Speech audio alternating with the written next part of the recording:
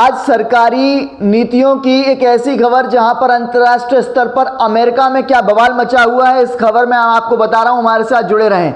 America जिसे दुनिया की सबसे बड़ी अर्थव्यवस्था कहा जाता है, सबसे बड़ी ताकत कहा जाता है, वहां सरकारी कामकाज पिछले 22 दिन से ठप है। 1 अक्टूबर से शुरू हुआ ये शटडाउन अब अमेरिका के इतिहास का दूसरा सबसे लंबा शटडाउन बन चुका है। जी हां, करीब 7.5 लाख सरकारी कर्मचारी बिना सैलरी के अपने घरों में बैठे हुए हैं। एयरपोर्ट से लेकर सरकारी दफ्तरों तक काम रुक गया है और राष्ट्रपति डोनाल्ड ट्रंप ने इसे आवश्यक सुधार बताकर विपक्ष पर ही इसका पूरा टीका फोड़ दिया है। अब आपको बता दूं कि अमेरिका का फिस्कल ईयर यानी खर्च का जो साल होता है वो 1 अक्टूबर से शुरू होता है। अगर इस दिन तक संसद नया बजट पास नहीं करती है तो सरकार के पास काम चलाने के पैसे ही नहीं बचते हैं और सरकारी कामकाज पूरी तरीके से ठप हो जाता है। इसे ही शटडाउन कहा जाता है। इस बार भी कुछ ऐसा ही हुआ। सीनेट में 11वीं बार वोटिंग के बाद भी बिल पास नहीं हो सका। जरूरी थे 60 वोट लेकिन मिले सिर्फ 55 और नतीजा अमेरिका का पूरा सरकारी तंत्र बंद हो गया। दरअसल इस शटडाउन की जड़ में है Obama health care subsidy program. Democrat party चाहती है कि सरकार गरीबों को स्वास्थ्य बीमा में सबसे ज़्यादा सब्सिडी दे। वहीं रिपब्लिकन पार्टी का कहना है कि ऐसा करने से सरकारी खर्च जो है वो बढ़ जाएगा और बाकी सेक्टर जैसे डिफेंस हुआ या इंफ्रास्ट्रक्चर, इस पर असर पड़ेगा। राष्ट्रपति ट्रंप ने इसे डेमोक्रेट्स का पागलपन करार दे दिया और कहा कि हम उनके दबाव में नहीं आएंगे और यह देश हित में सुधार का समय है। तो जिसके बाद जो है वहां पर यथास्थिति बनती चली गई। अमेरिका में इससे पहले भी शटडाउन हुआ था जो 1995 में 21 दिन और 2018 में 35 दिन का है, लेकिन यह शटडाउन 4 वजहों से अलग अलग हैं। आपको बता दूं कि अहम लड़ाई जो है वो है कि अब बातचीत नहीं, आरोप प्रत्यारोप चल रहे हैं। दोनों दल एक दूसरे पर जिद करने का इल्जाम भी लगा रहे हैं जैसा दिखाई दे रहा है।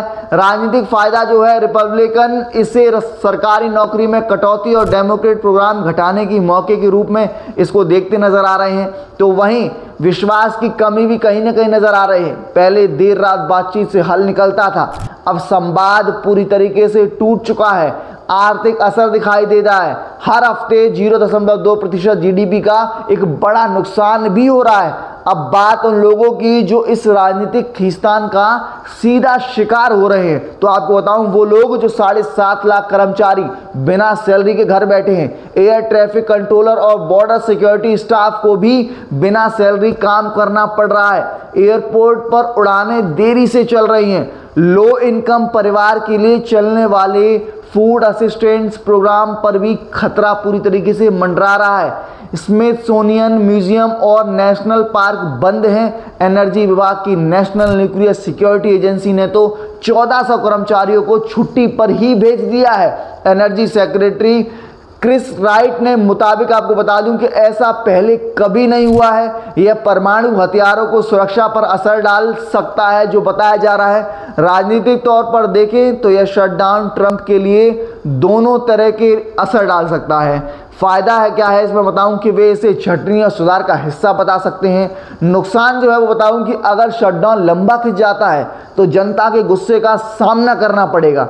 व्हाइट हाउस ने फेडरल एजेंसियों को पूरी तरीके से निर्देश दे दिए हैं कि शटडाउन के लिए डेमोक्रेट्स को जिम्मेदार ठहराएं, लेकिन आलोचक क्या कुछ कह रहे हैं वो आपको बताता हूं। उनका कहना है कि ये नैतिकता कानूनों का उल्लंघन है। 2013 में तो हालात इतने खराब थे कि कनाडा बॉर्डर की पूरी सफाई एक ही कर्मचारी की जिम्मे थी। वहीं 2018 में तो वेतन नहीं मिलने से एयरपोर्ट स्टाफ काम पर नहीं आया, कई फ्लाइट रद्द करनी पड़ी और तो और अब 2025 का यह शटडाउन शायद फिर वही इतिहास दोहरा रहा है जहां सत्ता की जंग का खामियाजा आम अमेरिकन जनता को भुगतना पड़ रहा है। तो सवाल ये है, क्या दुनिया की सबसे ताकतवर लोकतांत्रिक व्यवस्था अपने ही बजट पर असहमति की वजह से ठप पड़ गई है या फिर आखिरकार कोई समझौता निकल आएगा? फिलहाल अमेरिका जनता इस सियासी गतिरोध का सबसे बड़ा नुकसान झेल रही है। देश और दुनिया की ऐसी तमाम अपडेट्स के लिए आप बनी रहिए मेरे साथ। धन्यवाद।